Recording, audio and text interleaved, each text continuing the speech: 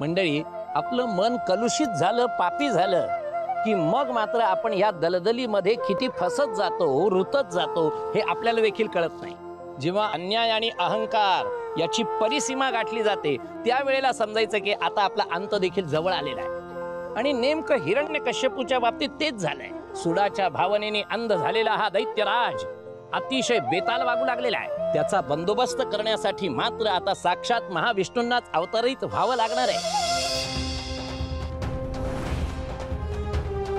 वाचवा! बंधू वाचवा!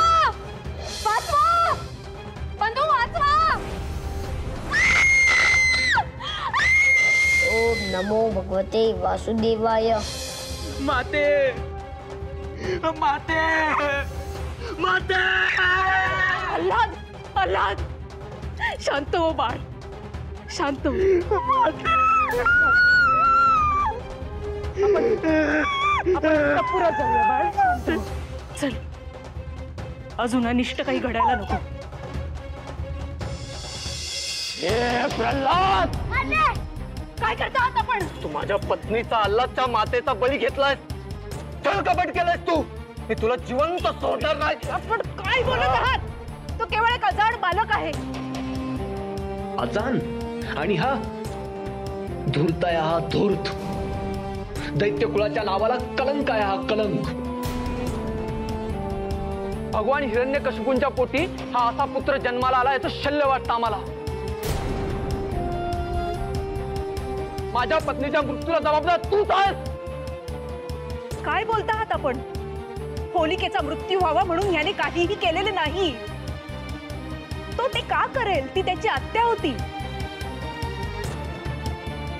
तुम्ही सगळे त्याच्याकडे पूर्वग्रह दूषित नजरेने बघत आहात म्हणून तुम्हाला तसे वाटते. जिच्यावर अग्नी प्रसन्न आहे ती आगीत भस्म होते. त्याला कसलंही वरदान नसताना हा आगीतनं सुखरूप बाहेर आलाच कसा? मायावी छळ कपट केले आहेस तू. माझ्या मनात असे कधीही नव्हते. तुमच्यासाठी भगवान हिरण्यकशिपू फक्त तुमच्यासाठी माझा पुत्र मृत्यूच्या दारी जाऊन आला.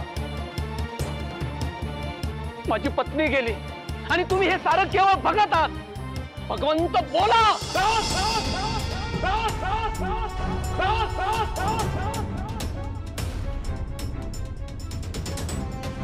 बस,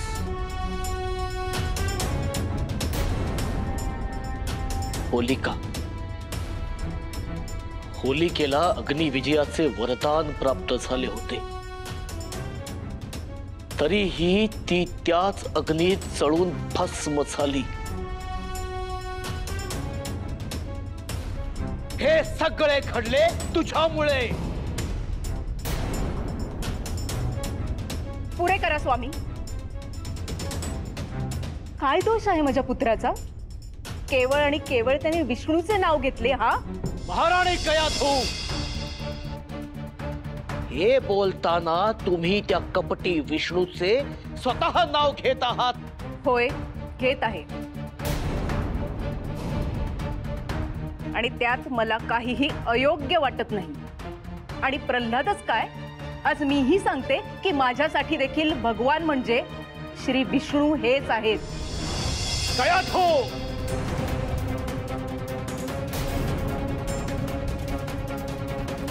शब्द सांभाळून बोल, अन्यथा हे तुझे शब्द तुझ्या आयुष्यातले शेवटचे शब्द ठरतील.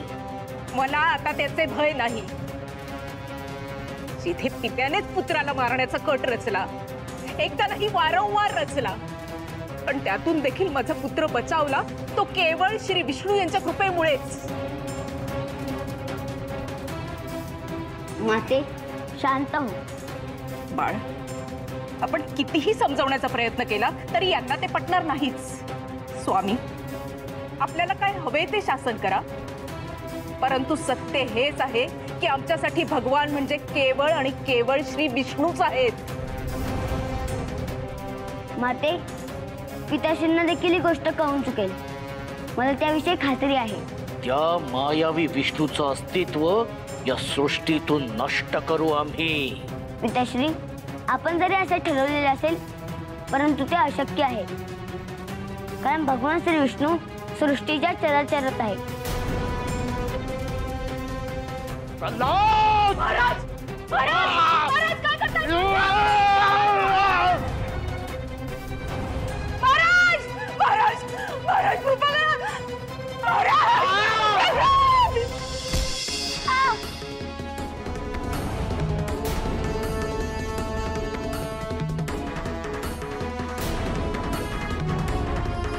प्रल्हाद! माते माते चिंता नसेल. माझे भगवान मला काहीही होत येणार नाही.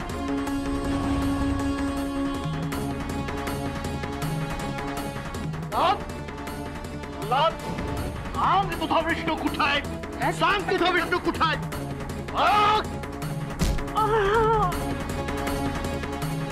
तू म्हणतोस ना नेहमी माझा विष्णू सर्वत्र आहे. कुठं आहे तुझा विष्णू? सांग लवकर, सांग. मला कसा दिसत नाहीये तो? सांग. ज्याच्या अंगी अहंकार आहे त्याला माझे भगवान कसे दिसतील? आम्ही अहंकारी आणि तू मोठा भक्त. सांग तुझा विष्णू कुठे आहे? सांग.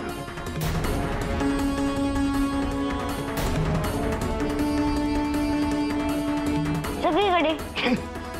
तुमच्या शस्त्रात, या दालनात, माझ्यात, तुमच्यात.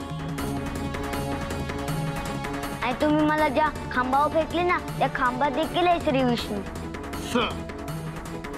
विष्णू या खांबात आहे. तर या खांबात होय की त्यात?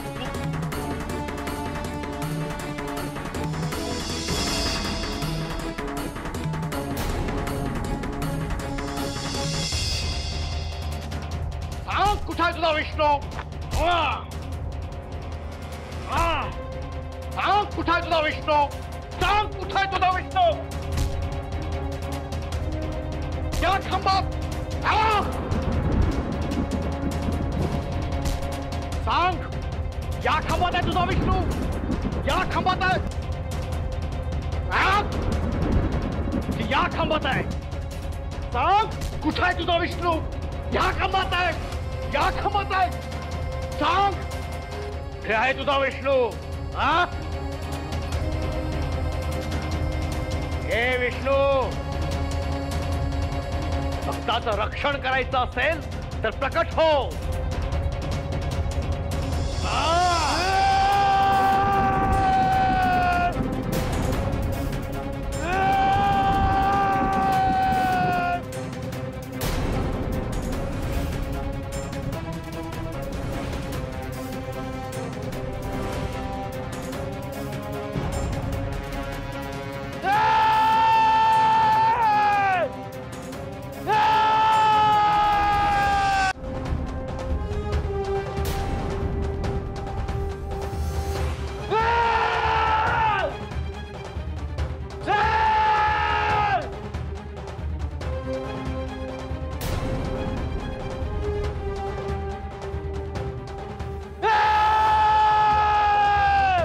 कोण आहेस तू?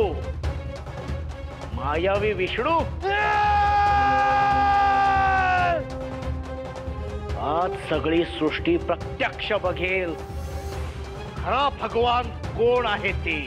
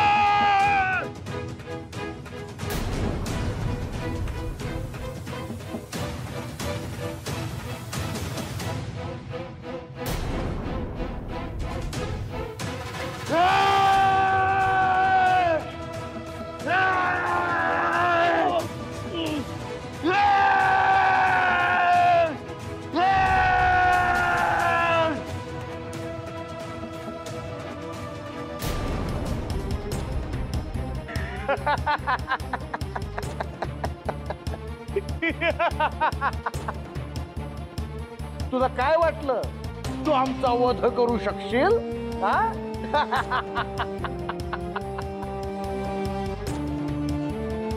अरे ब्रह्मदेवाचं वरदान आहे आम्हाला, ब्रह्मदेवाचं. अमर आहोत आम्ही, हा? अमर. जेव्हा जेव्हा अत्याचार, अधर्म, अराजकता यांचा पगडा वाढू लागतो, तेव्हा धर्माच्या उथप्पनासाठी मला भूतलावर यावं लागतं. तुझ्यासारख्या अधर्मी लोकांचा नायनाट करण्यासाठी. तू पापी आहेस, महापापी आहेस. निरपराध लोकांचा तू छळ केलायस. तू त्यांच्यावर निर्बंध घातलेस, अत्याचार केलायस.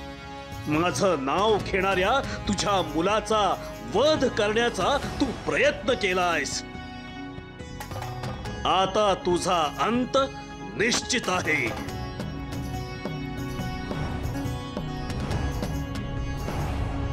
हे शक्य नाही तुला.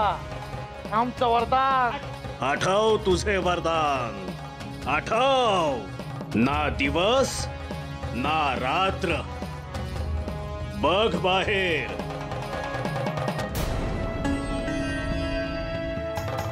संधिकाल होत आहे. ना आत ना बाहेर. या प्रासादाच्या उंबरठ्यावर तुझा अंत होत आहे. ना मनुष्य ना जनावर.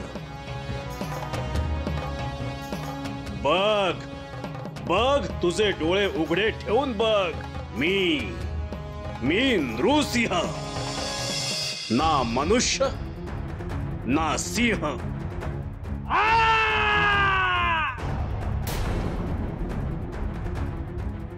ना कोणत्या शस्त्राने ना कोणत्या अस्त्राने.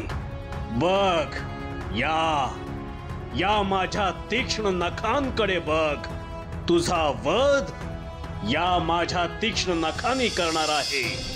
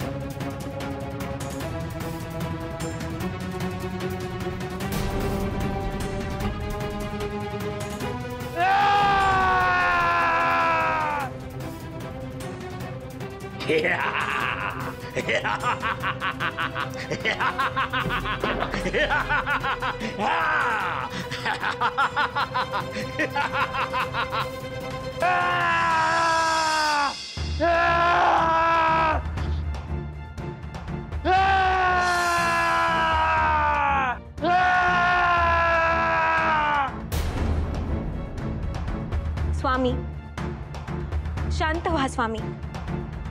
त्या अधर्मी हिरण्यकश्यपूचा अंत झालेला आहे. त्याच्या अंतासाठी तुम्ही धारण केलेल्या या नरसिंहाच्या अवताराने समस्त सृष्टीस हे समजणार आहे की जेव्हा जेव्हा अराजकता, अधर्म यांच्या आधाराने कोणी वागेल, कोणी पापी एका पुत्रास आपल्या मातेपासून दूर करेल, तेव्हा तेव्हा तुम्ही हा अवतार धारण कराल. स्वामी, स्वामी तुम्ही शांत व्हा, अन्यथा प्रलय येईल. नारायणा, आपण आता शांत व्हावं. प्रल्हादा, तूच आता शांत कर स्वामींना.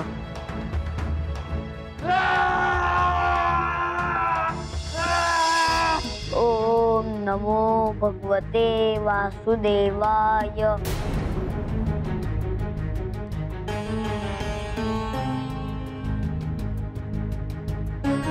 ओम नमो भगवते वासुदेवाय। ओम नमो भगवते वासुदेवाय।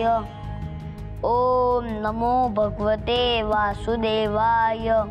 ओम नमो भगवते वासुदेवाय।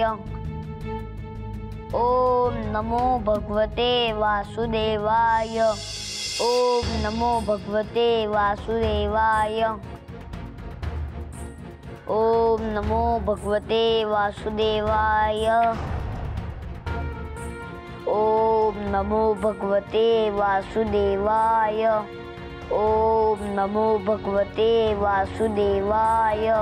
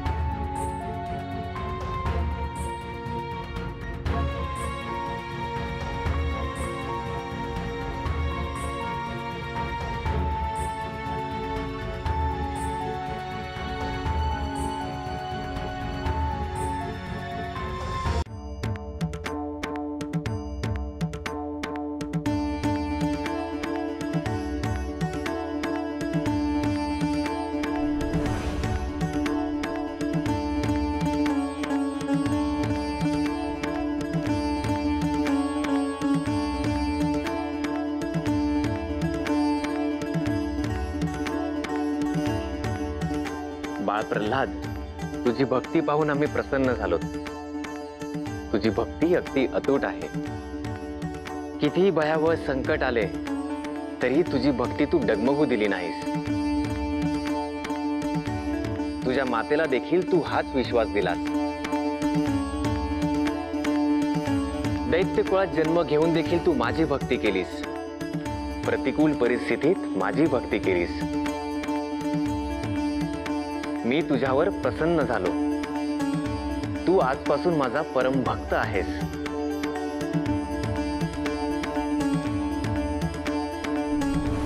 शुभम भवतु। कयाधू, एक माता म्हणून आम्हाला तुझा अभिमान आहे। माते, तू खरोखरच खूप धीराची आहे आणि भाग्यवान देखील। साक्षात लक्ष्मी मातेनं तुझं बाळंत पण केलंय।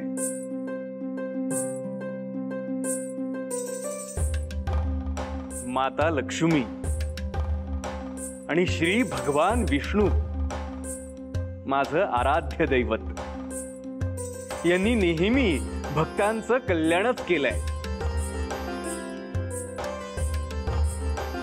लक्ष्मी मातेचा विजय असो,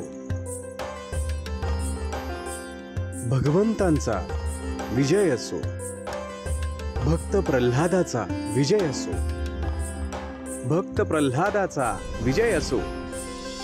मंडळी, भगवंताच्या या चौथ्या अवताराचं वर्णन काय व कसं करावं?